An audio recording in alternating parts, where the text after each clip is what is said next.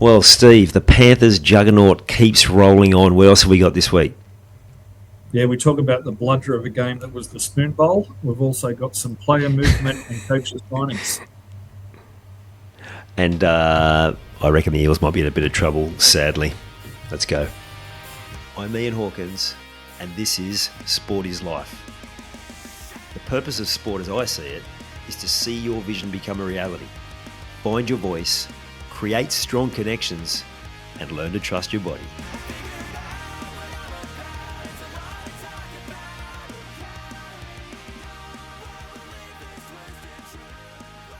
Steve, how you going, mate? Yeah, good, thanks, Hawk. We got through our first full month of NRL. Some exciting games on the weekend and some that hurt my soul deeply. So can't wait to get cracking and have a chat about it all. Oh, mate, we'll come to that later. But that was a pig of a game. Oh, dear. Wow, lots happening in rugby league, as always. Yeah, it's the gift that keeps giving, mate.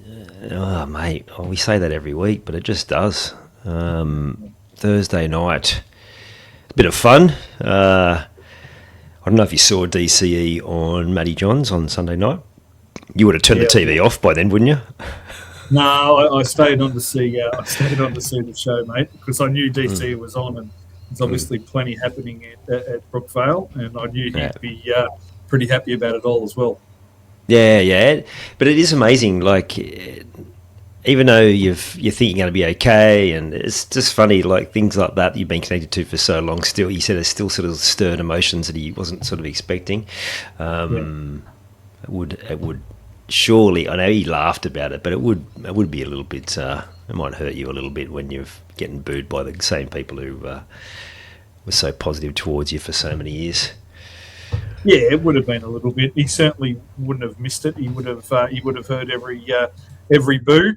And I think in the long run, especially what unfolded over the sort of 24 hour to 48 hours after the game, I think that might have given him a little bit of a smirk, mate. I think he would have. I think he would have been a little bit happier about it.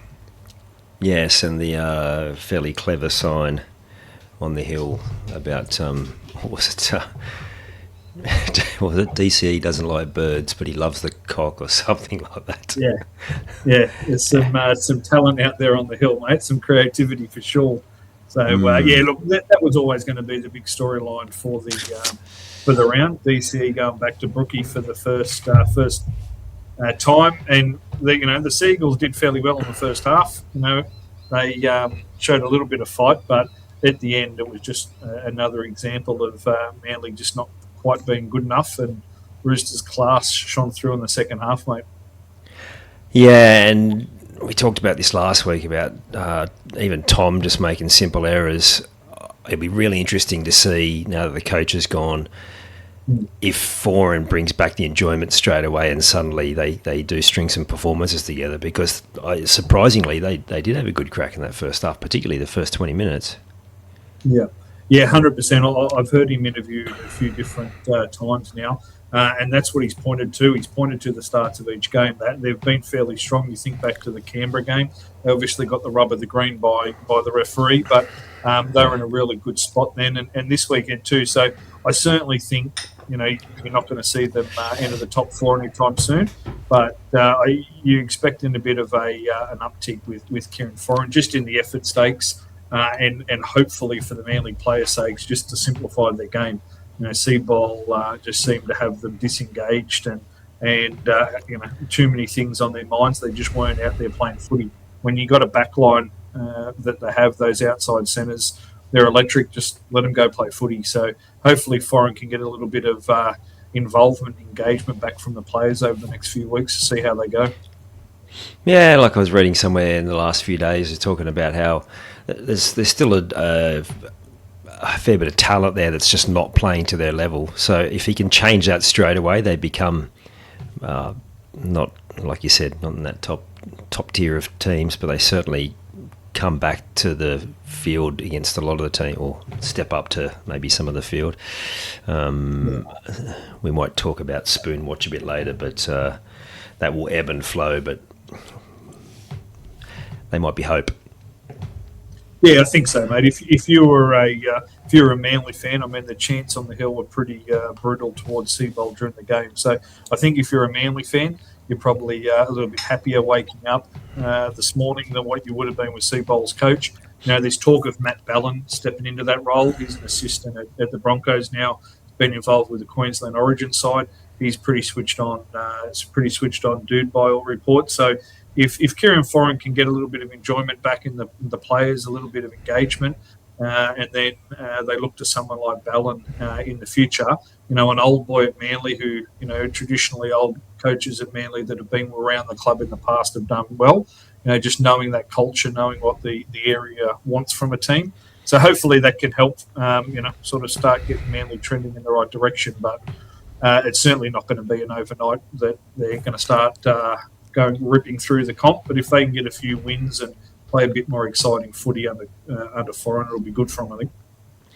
Yeah, absolutely. Well, the concerning thing for me, if you're a Manly fan, is what I heard on Sunday. They were talking about Manly, and they're saying they basically, the owner doesn't put too much cash into them these days. They basically run on the smell of an oily rag, and the suggestion was they actually need a new owner who's prepared to invest significantly more because the facilities probably need an upgrade. You look at how many of the teams in Western Sydney have gone to centres of excellence and have done a heap of work on their setup there, and Manly's still a fair bit behind in that sense. So maybe some tough years coming up despite the change, but we will see.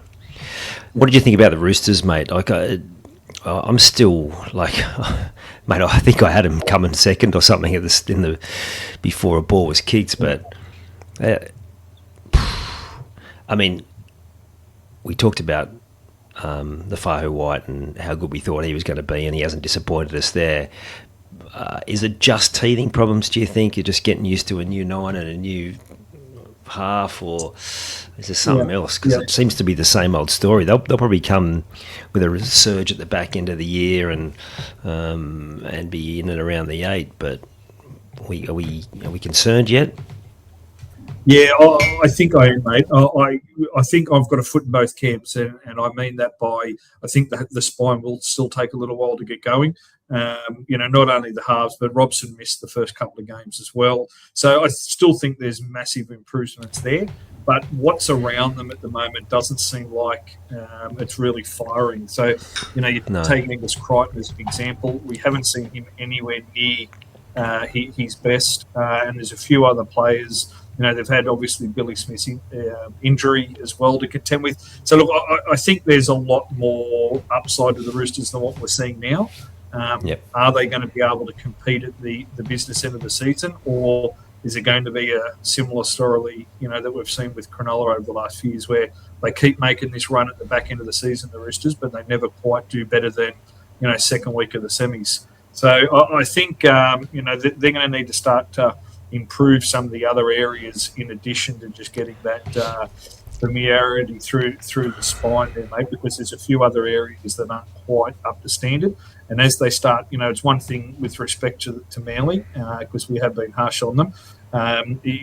With respect to Manly, once they start coming up against some of these, higher ranked teams, I think they're going to be found out a little bit. So they need, they need to improve in a few different areas for mine. Yep. Same story for teams that have been hit and miss. It's the ruck speed has been a big adjustment, and it just even more credit to the Panthers that they've got it so right. But we will come to them soon. Seabold sacked. Yep. To me, it's the right call. The only thing they got wrong was they didn't do it at the end of last year. Like, there's just too many things that didn't look right, and it just comes back to the same place. How did he get the job in the first place? Yeah, like his track record of South. He took South from prelim. He had that good year with the team already set up to win, and then they just went backwards. And the same thing happened at the Broncos. I just don't get it. Yeah, I couldn't agree more, mate. We gave our fair bit of feedback about Seabold in the pre-season. We thought he'd be one of the first coaches to get sacked and under the most pressure, and he didn't deliver. We spoke about them having those easier games at Brookvale to start the season. They're 0-4, 3 home games in. And it just doesn't feel right to me with some of their key players. Obviously Cherry Evans left. No one still, we'll find out the real details behind that. He went with Travojevic, the younger one. Turbo was captain over Jake.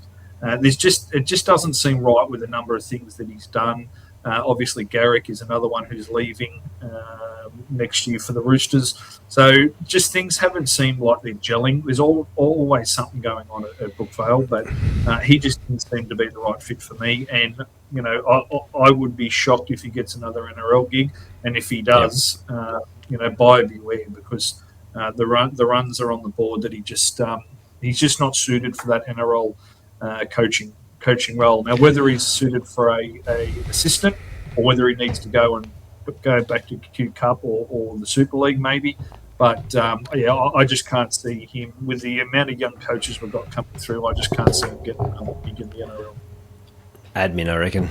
He seems to be really good at the detail, almost to too far, but it's the same problem. The teams look disconnected and they just look confused. And there's no intensity, or there is for patches. Like we've talked about this a few times about them. They can look like the best team in the comp for about 10 minutes, and then they go missing. I think that just usually comes when there's a lack of clarity. I think maybe admin's the place for him. Before we move on from them, from that game,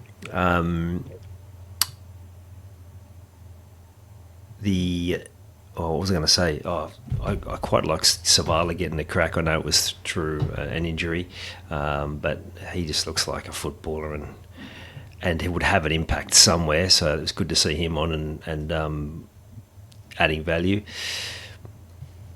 Maybe we've done that game to death. There was something else I was thinking. It'll come back to me if I get there. I was going to say, Jakey. It will be interesting to see if Foran can get something out of him, because they keep talking about, well, he adds so much more leadership and all those sorts of things, and I don't think anyone's doubting that, but how much longer can they sustain him when his performance is just not really where it needs to be? Yeah, I think Jake's problem is, we again we were pretty brutal on Manly in the pre-season review, but I think Jake's biggest problem is his halves. If you look at both their halves, they're not overly creative with the ball, and I think Jake's biggest problem is that he's been used as that ball player in the middle. Regardless of what number he's got in his back, he's playing that lock role where he takes a lot of possessions and then dishes out and doesn't get the hit up stat. So, driven through that super coach culture we've got at the moment, everyone's really reviewing that. So it'll be interesting to see what Foran does around that, if he's going to get a little bit more creativity and ball play out of his 6 and 7. Well, he does, but just on that, like you look at, I know Yo is the benchmark, but he's always got a heap of hit-ups. You look at other guys playing that role. Dylan Walker, like he's still run first. Who are the other 13s? Like they're still having their fair share of yards. So I give you that. Balance, right. The two examples you used have got Cleary and Moses in the side as well, right? So yeah, that's true. Manly don't. But yeah, look, regardless of any way you cut it, I couldn't agree more. They're not getting enough out of Jake.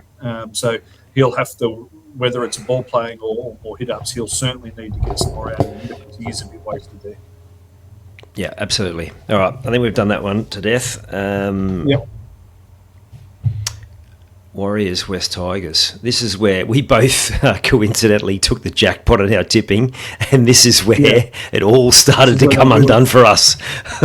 This is where the wheels fell off dramatically. Like, what an effort by the Tigers. I mean, the Warriors weren't at their best, no question. They have had a quiet week after 3 really strong performances, but the Tigers, without Jerome Lilawai, for Jock Madden to come in, he's played a little bit of first grade, but not a lot, and to control the game the way he did for the running, the way they attacked through the spine, just a very, very impressive performance by the Tigers.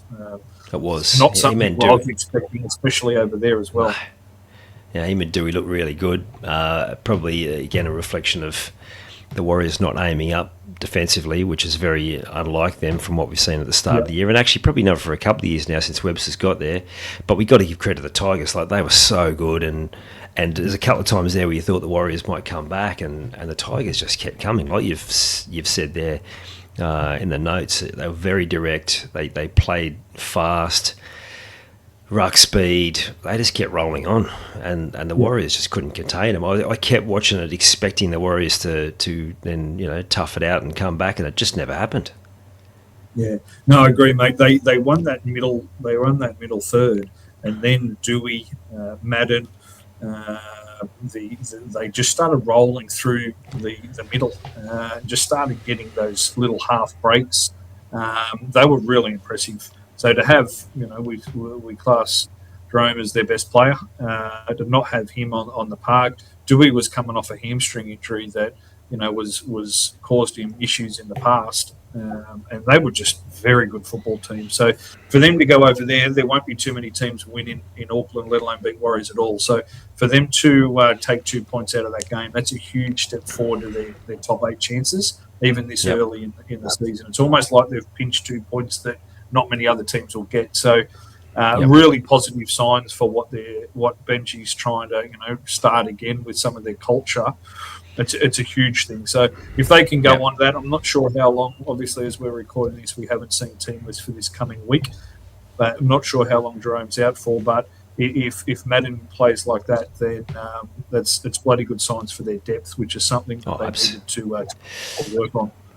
Absolutely, because they had a couple out across the park. So, absolutely. Super impressive performance. It's funny, going into that round, I'm like, Easter Monday should be a cracking game, really tight. Now I'm super concerned that we'll actually get absolutely blown out of the water.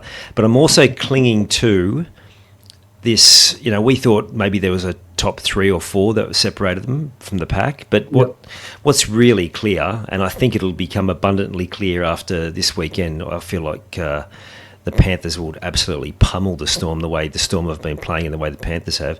But the Panthers are just in a class of their own. Like, they're that good.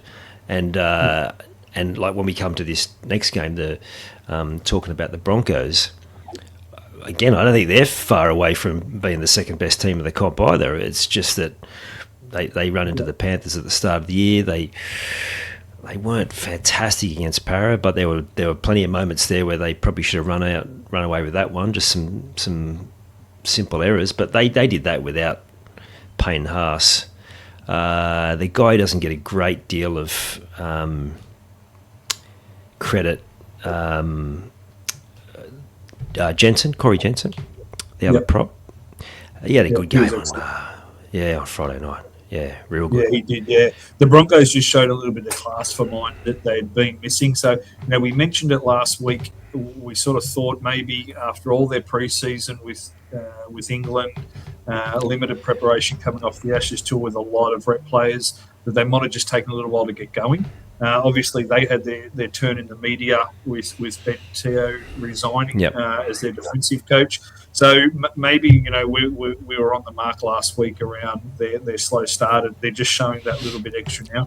For them to do that without Haas, Reynolds, first week back from a little bit of a twinge, showed a little bit of class. So, the Dolphins halves, I must admit, I was a little bit disappointed at. It's been one of their strengths the last few weeks, but they got down on the Broncos line quite a bit there at the end, and they just couldn't quite do enough to get over the line. So, hats off to the Broncos defence as well.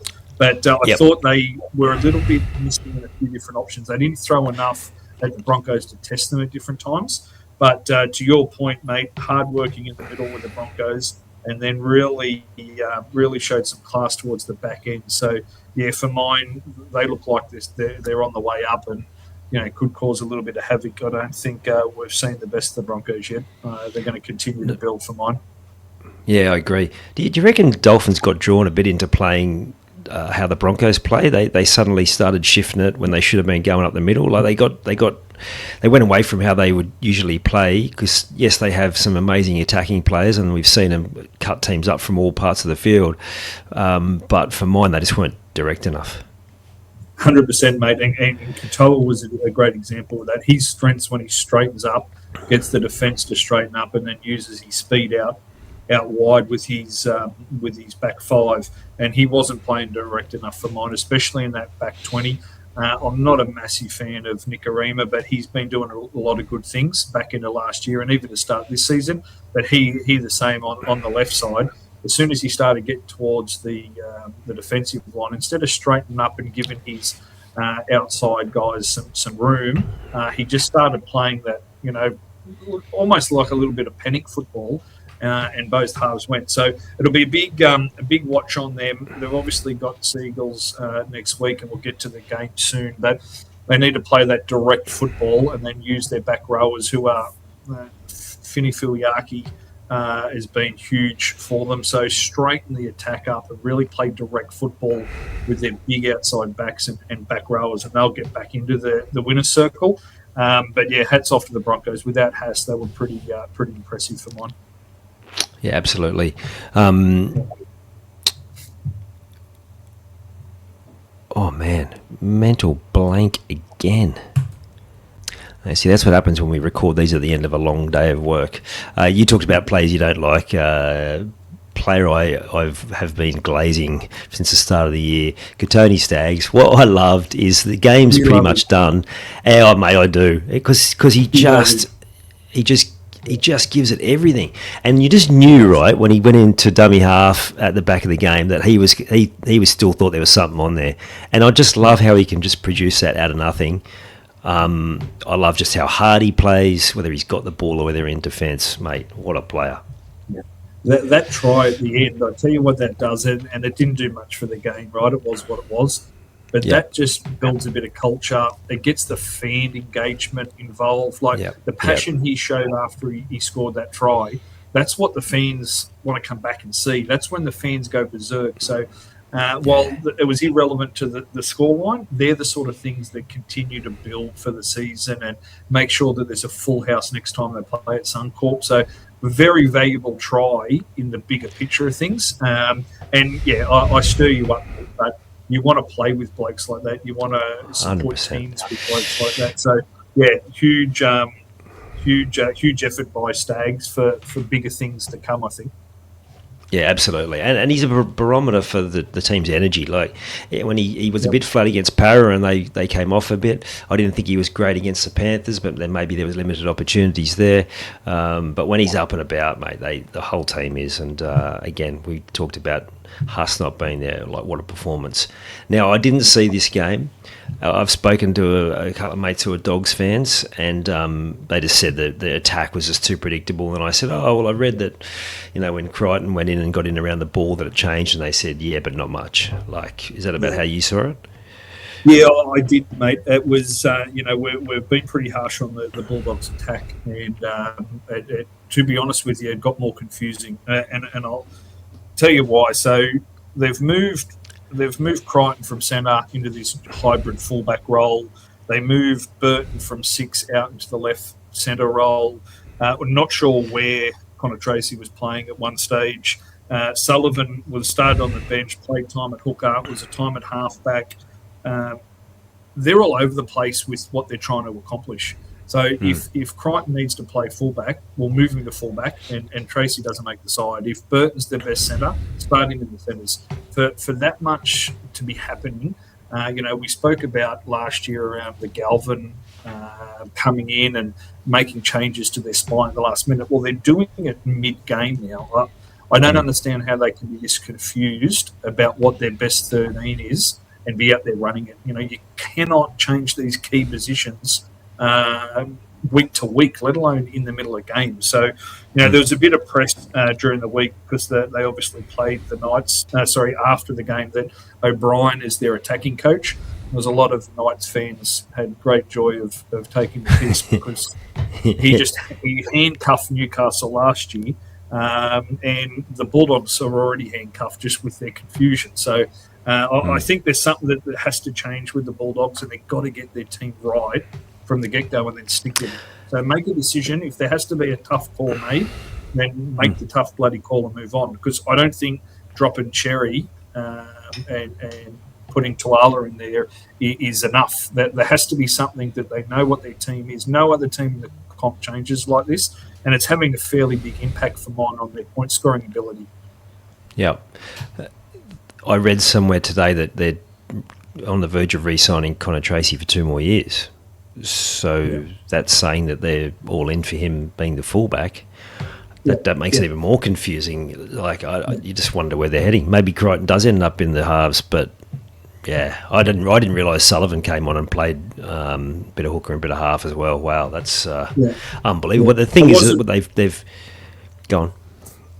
It wasn't a lot of time at hooker. I think Bailey only missed about 8 or 9 minutes, but it's just those. It's not so much that one example; it's all of them combined. That you've got all these players in here changing positions so regularly, and even in from attack and defence, they're changing. It's one thing to say they've signed Connor Tracy for 2 more years. He's a bloody good footballer, but is an effort type fullback, right? He's not that creative style fullback, and that's obviously why they're moving Crichton around. Burton's, again, what he did with those 2 tries were phenomenal piece of athleticism, running the right lines. Big man doing that is pretty special, but he's not that creative player playing 6 either. So they just need to decide what they're trying to do and go with it, because at the moment the changes are really affecting them. Saying all that, Hawk, cannot take away what the Knights did. Missing Brown, missing Ponga, Trey Mooney, who's been really, really strong for them in the first few rounds. For them to go out and do what they did against a very fancy Bulldog side was super impressive, mate. So the Knights fans who have suffered in silence for a long time should be so bloody proud of the way they started the season. Absolutely, and massive raps to Sandon Smith by the sound of it, because it doesn't feel like Roosters necessarily wanted to get rid of him, but it's already, it was already 3 into 2 doesn't fit, and they get one more. What a bonus for the Knights, because I think he could be a very, very good first grader for a long time. And it sounds like he controlled the play very well, and they must have some very good young forward pack. I know we've got Saifidi and your old mate from the Dragons there, Frizzell. But they've got plenty to look forward to. Isn't it amazing how quickly things can get turned around? Yeah, it is, and you hit the nail on the head with Sandon Smith there. He's exactly what they needed, someone just to control the game. We'll get to them shortly, but a Melbourne Storm is dying for someone like a Sandon Smith, someone to control the game and just to settle things down when they need it, because they've got both Fletchers were phenomenal again, Brown and Ponga coming back. They've got what the Bulldogs don't. They've got X factor across the park. So if their forwards can hold their own and do what they need to do, Sandon Smith controls the steering wheel. Again, they're not going to beat the Panthers and the Warriors of the world and the Broncos if we're saying they're the top 3. But they play footy like that, then they're going to have their fair share of wins and probably make the bottom half of the 8 from what we've seen off them early. It's just a really good style of play that they got going. Yep. Now to a team that a lot of people had expectations, well, not you and I, but that they would go much better and perhaps be in that edge of the 8 was Para. As much as I did think after that first 20 minutes when we'd cut to ribbons, we weren't horrible. Just when we're not coping with the speed of the ruck, we're getting rolled up through the middle, and I just wonder if Riley Smith's second year, he's not coping. Junior Paulo looks like he might. The game might have got too quick for him. We're now a few pretty key injuries down as well. One of the guys that was having a good crack, and he was actually having a real impact coming off the bench. Matt Dury, now gone for the season, could be in a bit of trouble, I think. Yeah, I agree, mate. Look, I think Penrith are going to show you your weaknesses no matter where they are. Penrith they're one of the best teams I've ever seen at having plan A, plan B, and plan C. Some teams that are struggling with plan A, but they can pick apart wherever your weakness is. And if your weakness changes throughout the game, whether you've got an injury to a key position or you've got someone in the sin bin, they'll change and they'll attack that weakness. Eels weren't great, but Penrith are just capitalising on every single little thing you give them at the moment. So they're going to struggle. You picked a couple of players there that you're a little bit disappointed in the middle. The game, we've seen 4 rounds of it now. The game's turning a little bit into state of origin type football where in defence you really need that repeat effort, because teams are really targeting that one player 2 or 3 times in a set. And if you're going to go at Parramatta in the middle, Riley Smith and Big Junior Polo are going to be 2. One's a rookie with a smaller body and one's a bigger frame who's starting to get a little bit older. So, if I'm going to go at Para, I'm going to make them make 2 or 3 tackles in every set and that repeat effort. So that state of origin style footy is really starting to come through. And if you're not fit enough, if you're not able to move laterally in defence, you're going to get found out pretty quick. And obviously Penrith do it far better than anyone else. Once again, they were just super impressive. What they've done is just unbelievable. Yeah, absolutely. And as good as it was to see Paris show a bit of resilience and fight back, Yo sat on the bench for a long time. Martin, I'm not sure, came back at all for the last half an hour. Leota probably didn't get as much time as he usually does. He terrifies me. He's just an absolute weapon. Like every time he gets the ball, I don't know if he just lifts against Para, but Lindsay Smith, man, hasn't he gone to a whole other level? And now we've got Paulo there, who's probably on the way out. Hopgood not there, Dury not there. Jack Williams, he's not a big man, he's pretty mobile, but then suddenly we're looking very short in the middle. I'll tell you who has stepped up in that space, Talon De Silva. Para fans were giving it to him last year because he come into a new system and he was struggling, but anyone who'd seen any of those highlights of the Tigers knew that he had some class, and he's had some unbelievably good moments defensively in particular, and maybe the time comes soon that he gets more game time. But the Panthers were scary. You mentioned Leota. I think he's one of the most underrated Panthers players over this 5 or 6 year stretch that they've gone on. 100%. Certainly been superstars all over the park, but he's just one that just rolls up his sleeves and just does the hard work, no matter who he's playing against. He's a seriously good footballer, mate. So footwork, he can pass. Mate, he's just mean. What a player! I love that. And I love that. So, and Isaiah Yeo, at times he looks like Payne Haas, the way he just carries defenders for long. His post-contact meters from the weekend would have been super impressive. Didn't he start as a winger or something? Unbelievable, what a player he's become. I just, from what I saw, and we'll get to the Storm game now,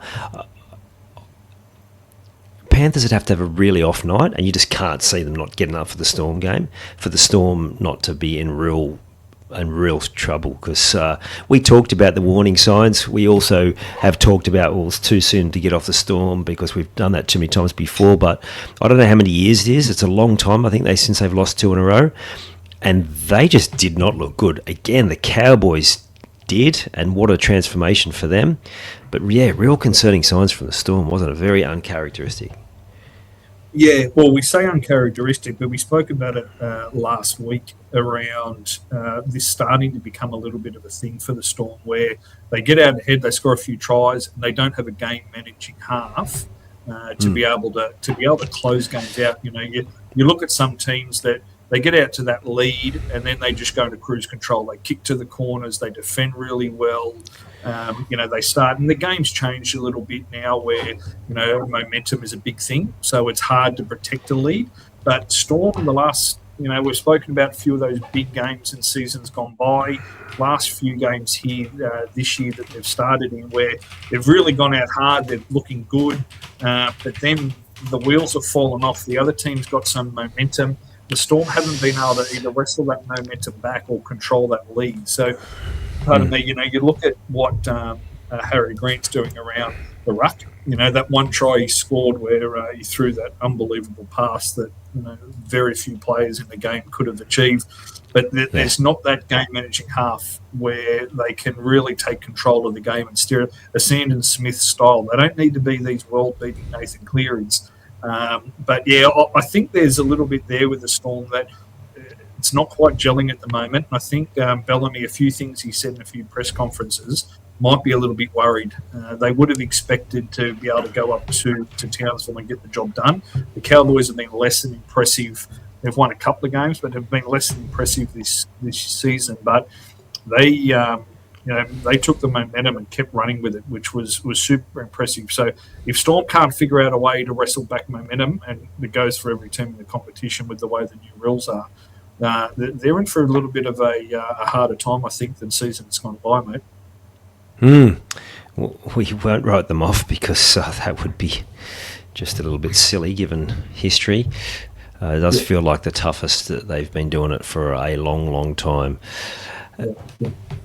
If we look back to the end of last year, it's interesting what you said about Hughes, because we were pretty critical of Jamal Fogarty not being able to close games out.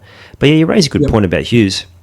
Like we talked about how much the Sharks were struggling, and they did enough to get to that prelim, but it was a pretty close game in the end. Like it was, what did it end? 22-14, so they didn't blow him out of the water.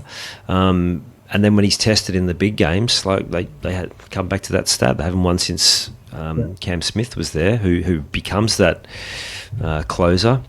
So it's I'd never really thought about it like that. I did say to the young fellow watching, I said, is Jerome Hughes that good? More just because he was exactly what we just talked about then. He wasn't having the best game. He's like, oh yeah, absolutely. I'm like, okay, well, maybe I'm missing something there, but they certainly they need to be changing something, because again, like you talked about, the Cowboys have been okay, but they looked like easily a top 4 side against the Storm. But I don't know, they may be a bit of false economy there as well. Yeah, it's certainly not a knock on Hughes. I genuinely think Hughes is a gun. I think he's in the elite handful of halves in the game. I think it's the makeup of the side. You know, when you go and put Grant, Munster, Fa'alongo in a spine together, I think what's missing is someone to control the thing. You know, when you talk about the Cameron Smiths or the Cooper Cronk style, they went out and controlled the game. I don't know who controls the game and goes out and implements Bellamy's game plan with that spine the way it is. So, you know, you could pick him up and put him next to a Moses or a Sandon Smith. I think he's one of the best halves, half 5'8" in the comp. But just in that spine, I just don't think they're gelling. And when time comes to really control the game, I don't think they know who's going to do that. And certainly over the last couple of weeks, and then certainly over those big games, you talk about the Cronulla game, they've had trouble against Penrith in the last few final series.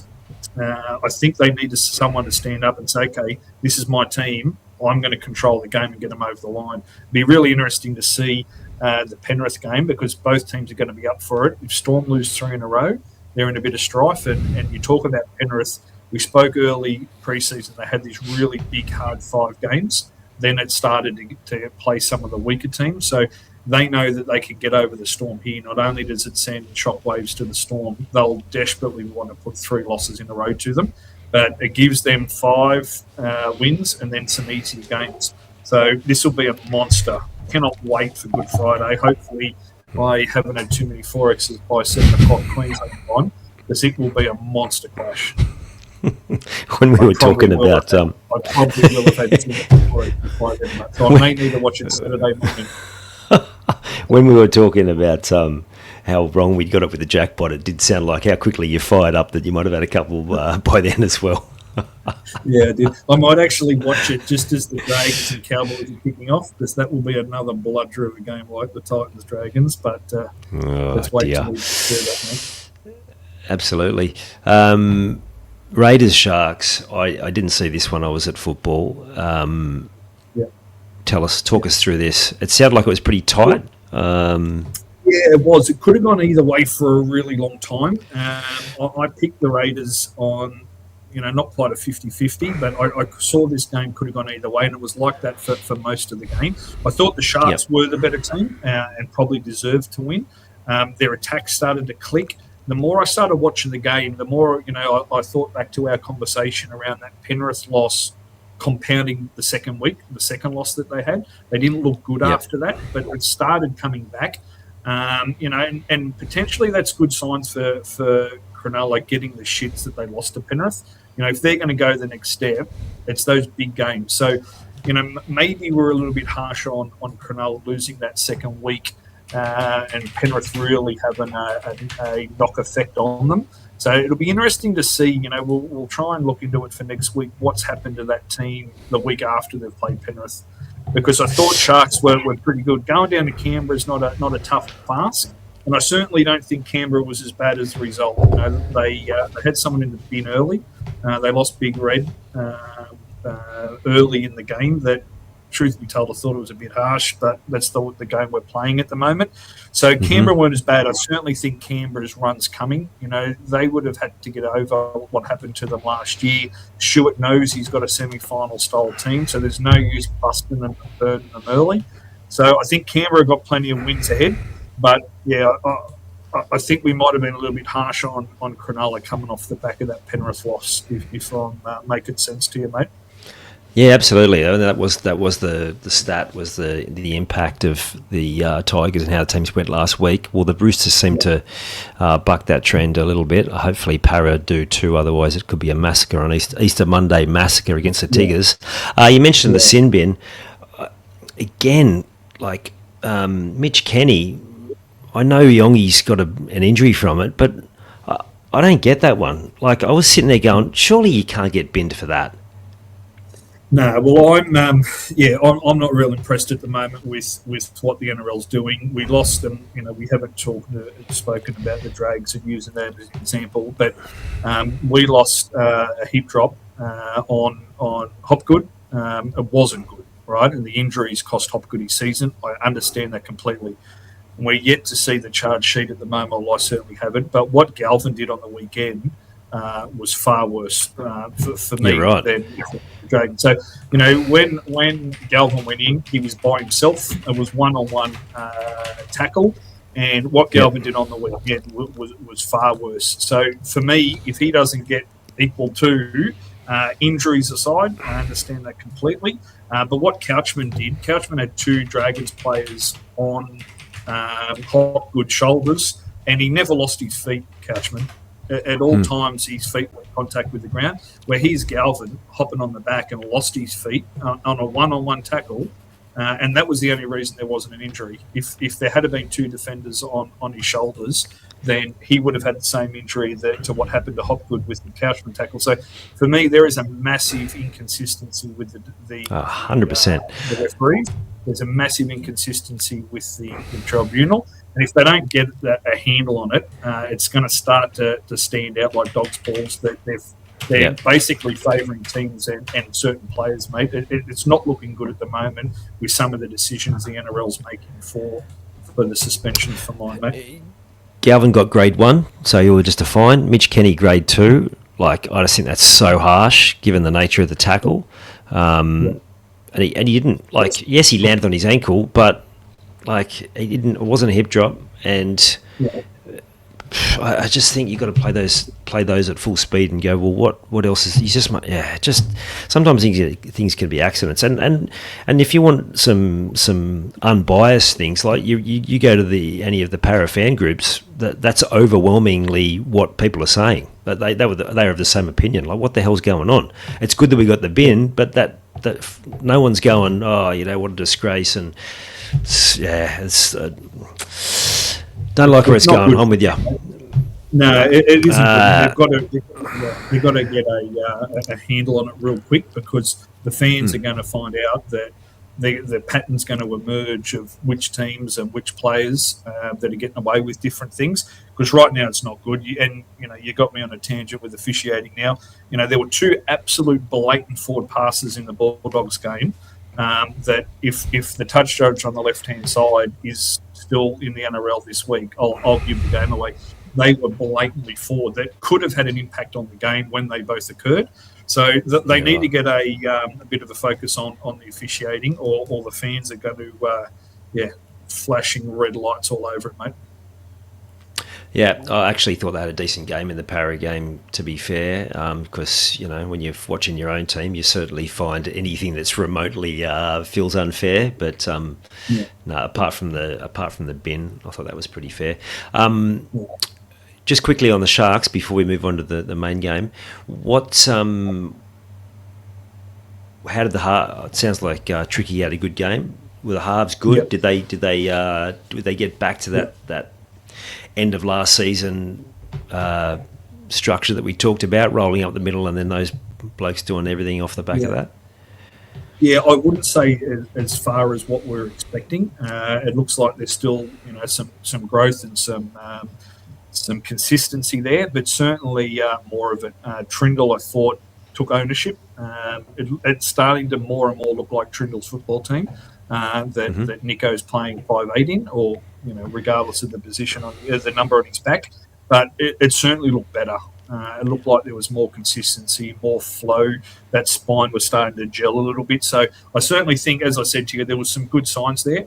I'm starting to think it'll be interesting to see what happens this weekend, to give it another week away from the Penrith game. They've got a monster game against the Warriors, which will be bloody exciting. But I'm starting to think it was more that hangover from the Panthers game, and there's a bit there for the Sharks. So the halves it'll be interesting to watch, mate. Yeah, absolutely. They were just so flat last week against the Dolphins, and they weren't horrible against the Panthers. Like, they probably put in the best performance against the Panthers so far this year. I agree. So yeah. What? The only reason I persisted with this last game is because I took the Dragons in the elimination, and there was so many upsets, so I would have been sitting pretty with only a couple of people left in it. What a fucking shit. Like, seriously, how bad was that game? Absolute blunder of a game, mate. My notes here saying my eyes were bleeding, not first grade level. That was where I'm at, mate. That wasn't acceptable, mate. And don't for a second think the Titans were good enough. They were better than St George and deserved to win. But the Titans weren't much better, mate. I didn't think Tino and Mo Fotuaika, the Queensland front rowers, I think they're severely underdone. They're a long way off where we need to see them. Tino come out during the week and said that he wasn't playing to his standard. Well, I don't think he'd be happy with what he dished up with St George either, mate. Fotuaika come on, made a couple of tackles early that tried to ruffle a few feathers, and then he went back to his own. But St George were well off the pace, mate. Our middles aren't. Again, we're missing both Couchmans and we're missing a couple of others through the middle, but it wasn't good enough through our middle, and then we didn't have any creativity in the halves. So, Aikens and Flano just weren't quite good enough. Again, we didn't get anything from Gasso out the back. It's just not good enough, mate. It's not first grade level.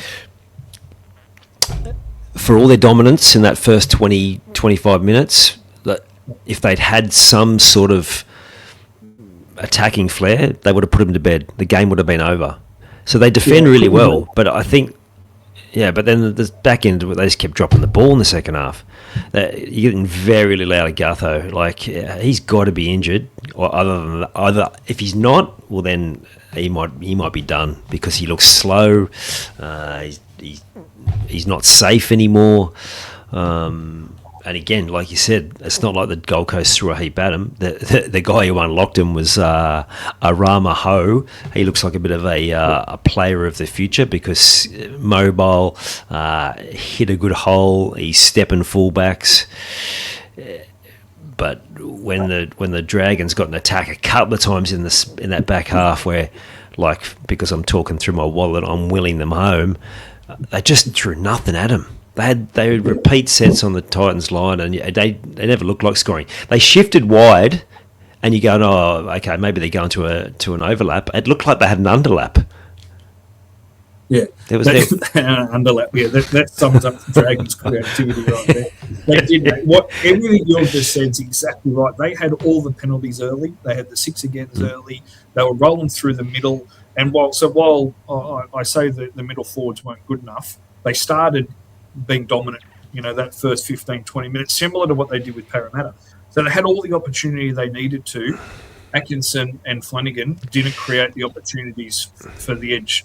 So it's just not good enough, mate. You look at different times and you think the effort's there, and you chalk that then up to ability and the list not being good enough. But you talk about how he's a rookie. He's played 3 or 4 games of NRL. He's doing that against Jaden Sue on the left edge, who's been playing. Oh, old Dropsy couldn't catch the ball.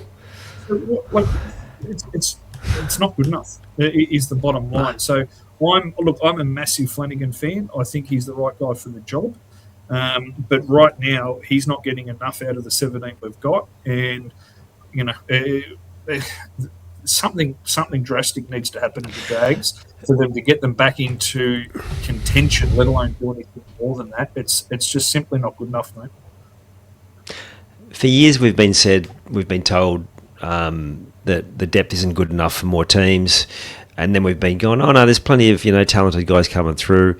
But at the moment, I think that's proving to be true. Like Flanagan can only do what he's got, and if no one's going to go there, well then, what do? You've got to go to juniors, and his juniors are a few years away from being the finished product. I think that's going to be the same at Para. Our depth's going to be tested, so some guys will get some more games than they would have, and I think that'll happen with the Dragons at some point too. They'll have to get more of those young blokes in and give them a crack. We're seeing now with the Tigers that they did that a couple of years ago. They gave young guys a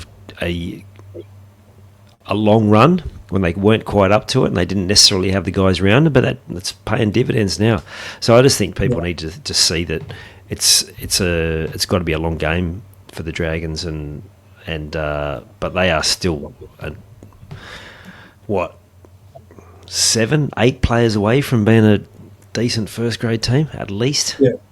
Yeah, and that's Flanagan's biggest problem, right? As I say, I genuinely think he's the right guy for the job. You've seen what he's done with Cronulla, building a squad and a team. Because to your point, it's nowhere near ready.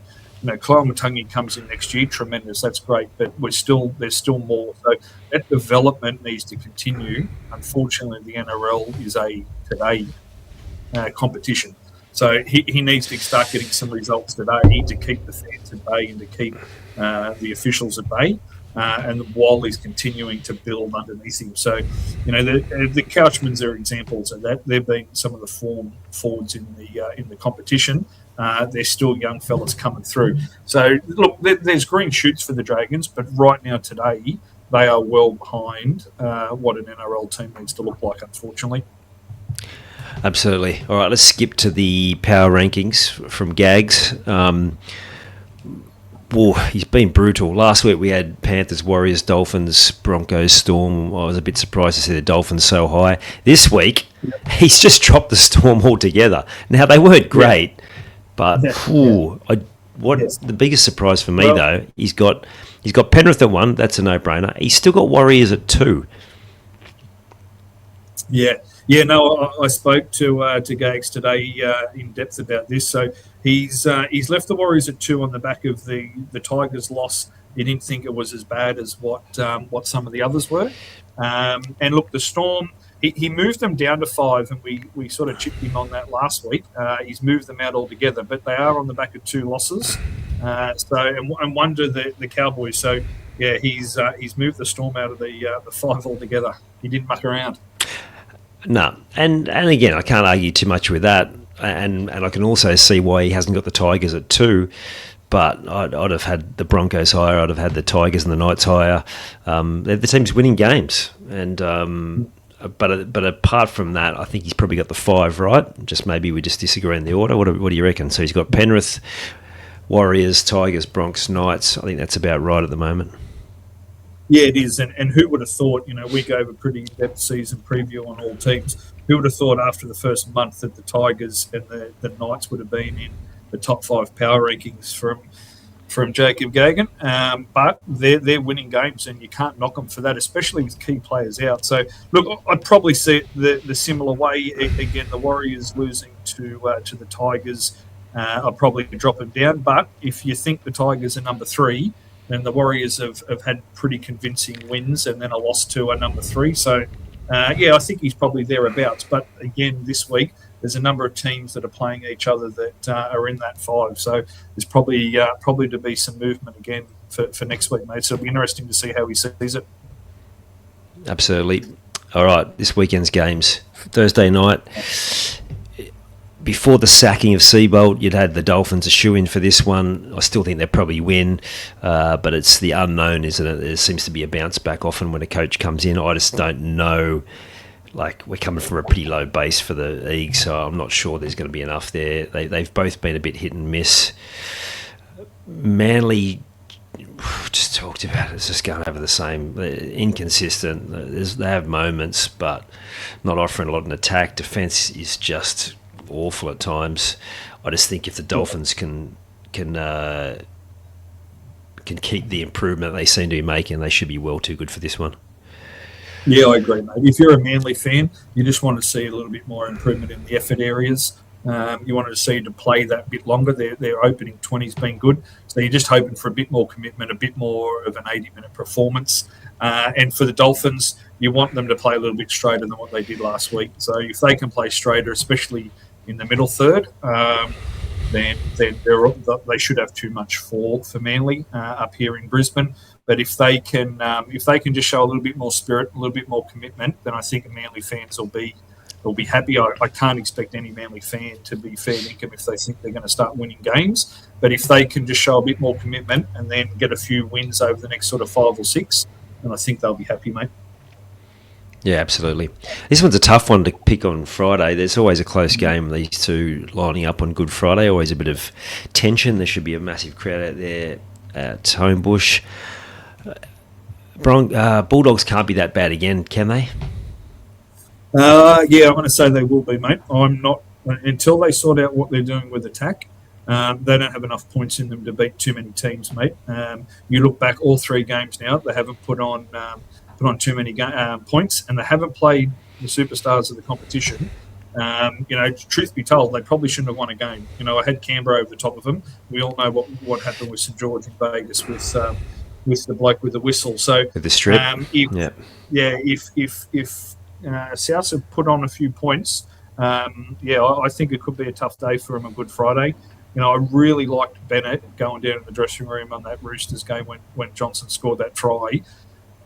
Bennett thinks he's got a football team here. He's switched on and he's keen as mustard. So they've had 2 weeks to prepare for this. So if they can come out and get going early and not have any rust, I think South could just have too many points for Canterbury to score. But Canterbury are going to need to get a wriggle on because they haven't been impressive this opening month of football, mate. Yeah, well, you told us before a ball was kicked, mate, that they would struggle, and they certainly are. It's funny, we did talk about South and their speed, but that's one of the things that they've done very well.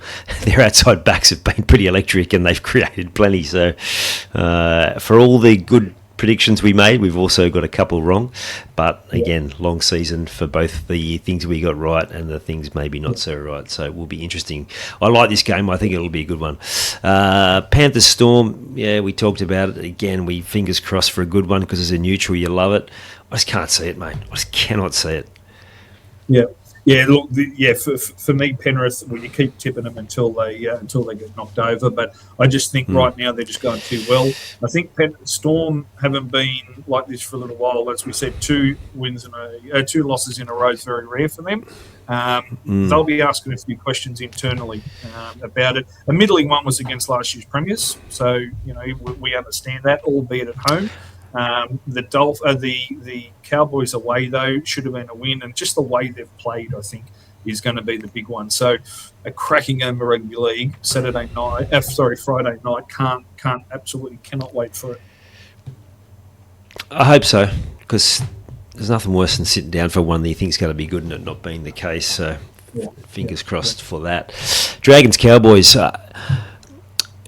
From what we've seen so far, Cowboys should be well too good, but Dragons do defend very well. If they can find any attacking, go on. We don't have the attack, mate. As bad as the Cowboys' defence is, and as good as our defence can be at times, I think the Cowboys will have too many points for us. I hope I'm wrong. I'd love to see Dragons get off the bottom, but I can't see it, mate. Right now, they're well off the pace. Yeah, I think Nano might be back this week too, which would not be good given they've just found some run in attack. So Yeah. I don't know if we can talk too much more about that. I guess the only other thing is Toddy Payton is clearly bought himself a few more weeks. They were actually quite impressive. He even cracked a smile with about 5 minutes to go in the box. And there was plenty to like. No. Their forwards, Lukey, Hess. I really like Sonny Luke, who comes in off the bench. He might find himself with a bit more game time too. He created some good stuff. Did take one horrible option, but I think that was just after I was wrapping him too. Yeah, right. Yeah, no, he's a good fall for them. I think he comes on the back end of each half, play through the middle, quick, play the ball. He's really good out of dump half. So yeah, he could give a few teams a little bit of trouble as the season goes on, mate. Absolutely. There was a young fella who came on for Penrith and played a bit in and around the 9, and mate, he looked pretty sharp as well. The production line will just keep rolling him out, and it'll just be another kid that we talk about just how good he is in a year or two. Yeah. Okay, Titans Bronx. Again, not enough from the Titans to suggest that win's going to turn around. Maybe it gives them some confidence. They did do some good things with the ball, but you just think the Broncos are going to be too good. They're on an upward trajectory for sure. Yeah, I agree, mate. This could be a cricket score with the Bronx. Again, if you're a Titans fan, you just want to see the Titans just be in the grind for as long as they can. Just keep turning up with the effort. And hopefully hang on to the ball. Yeah, spot on, mate. Yeah, that's what you're hoping for if you're a Titans fan. But all being even, mate, the Broncos should win fairly comfortably with this one. I can't see the Titans having enough. With respect to them, they struggled last week with the Dragons. They deserve the win, but I think they're a fair way off the Broncos at the moment. Yeah, absolutely. Sharks Warriors, probably the hardest game to pick of the weekend. The Warriors can't be that bad again. They've travelled pretty well the last few years. Maybe that was living over here for a while. Bloody interesting. The Sharks turned a corner. It'll be interesting to see what they do. So having Canberra and then the Warriors is two really hard games, one to back up after the other. So it'll be interesting to see if the Sharks can continue. And to your point, the Warriors, I do put Metcalf coming down. They were a little bit disjointed in attack. I found at times it was almost like Tanner Boyd went from doing everything to, is it my turn or is it Metcalf's turn? So I think at times, especially when they tried to put the foot down and come back, they were a little bit unsure. So I certainly think they would have worked on that over the week, got another game time, another handful of training sessions, another captain's run under their belt. Obviously, coming here to Australia will slow them down training-wise. They'll lose a day with the travel. But I think another week with that, I think that was only a minor hiccup for the Warriors. Whether they win here or not, I think they'll start to continue to improve with the halves, mate. Yeah, I agree. I actually did notice that in the game, and I had that thought. It was almost like Tanner Boyd was second-guessing himself at times, and they'll get that right. But it would be challenging as someone who has not been consistent over the years, and to find a bit of consistency, and then you get someone as dominant as Metcalf back in the team. But I had that same thought. I'm like, they should tidy up that quickly, and it's worth having a couple of clunky weeks, because if those two click, they'll be something else. So yeah, it should be bounced back. This one's starting to get pretty important game for the Raiders. The Knights, you just keep waiting for them to fall, but they, as we've already mentioned, have been super impressive. Again, I missed the game. What did you see from the Raiders halves that says that there are going to be a chance in this one?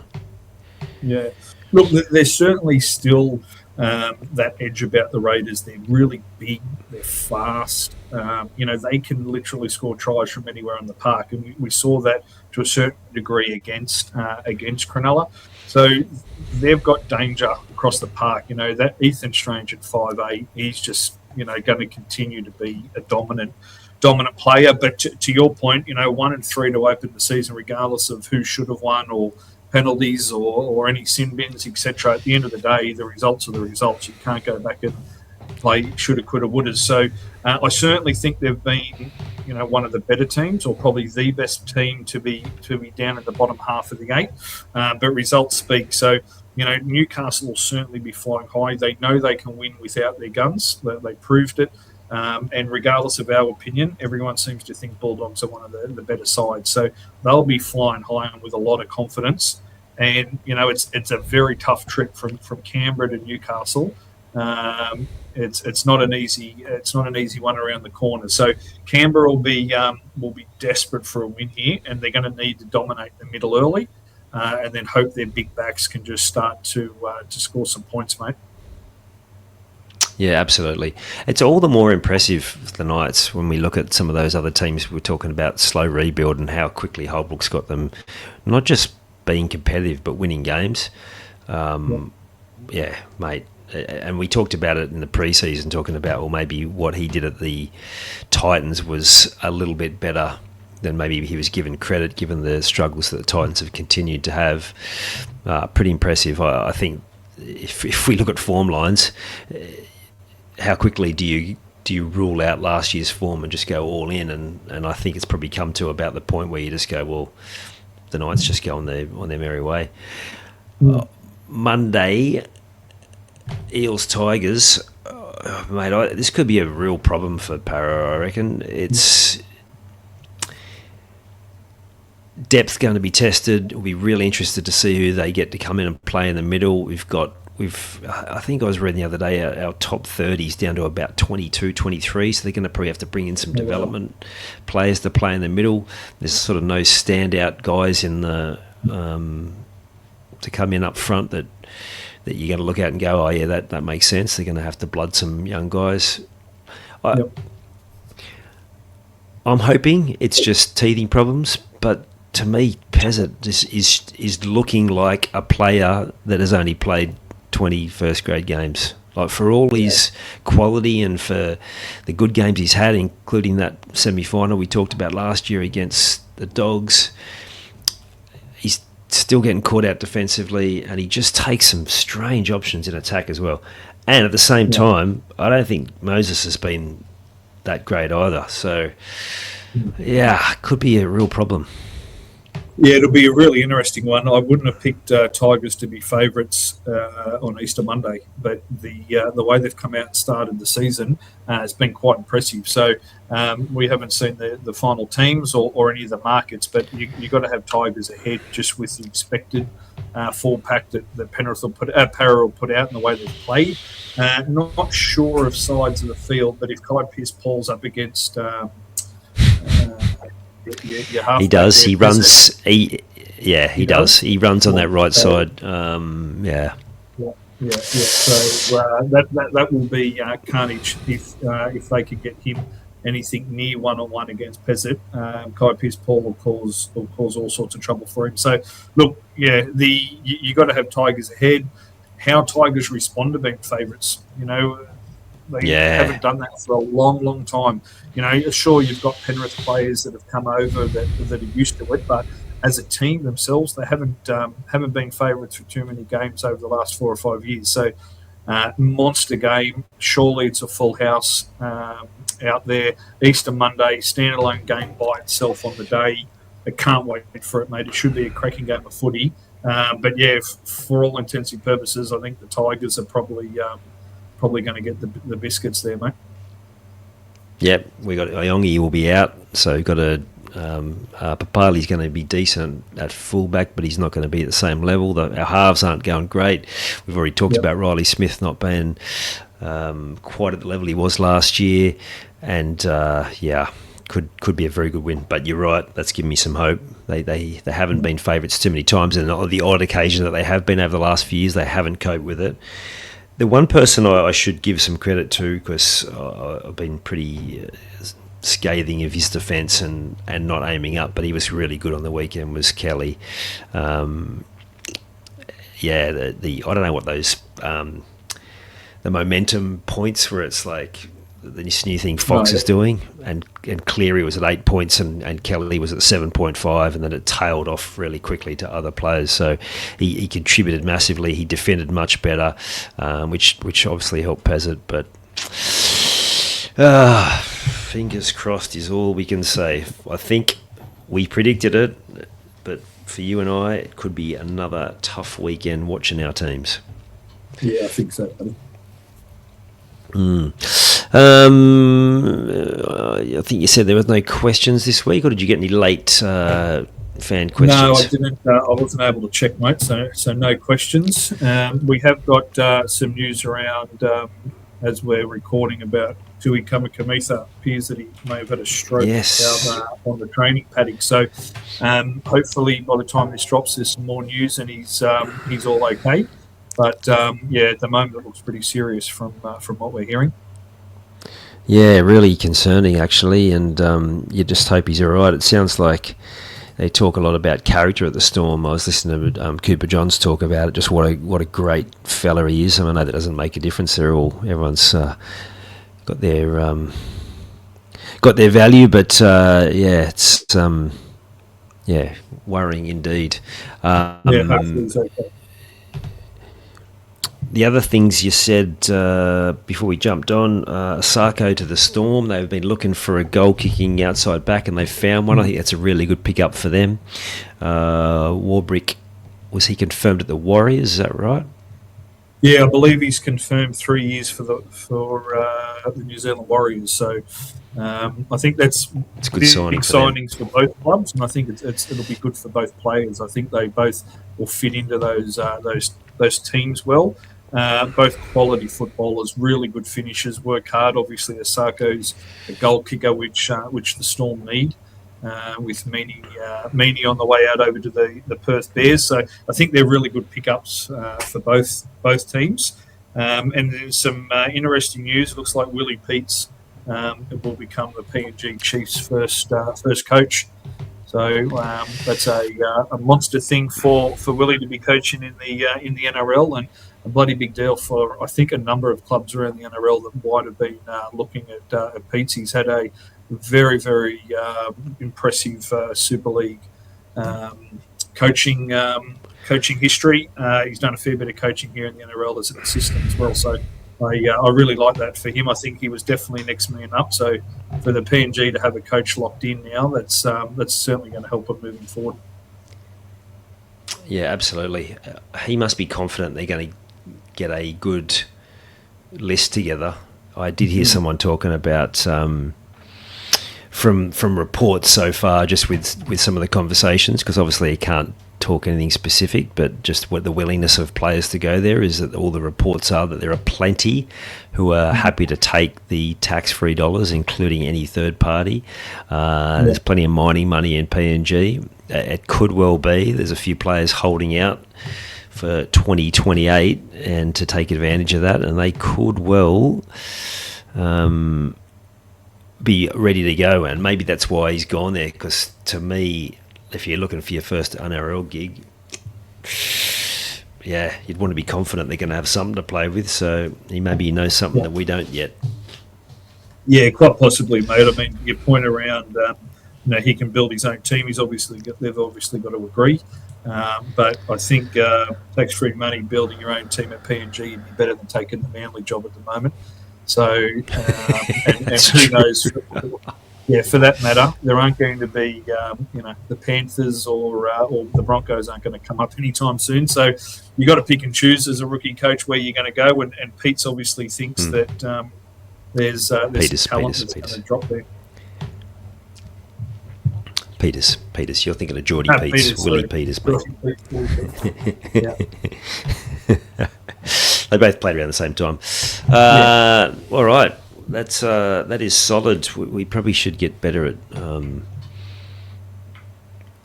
being a bit more concise with our post-game analysis, but we get excited about that. We do, mate.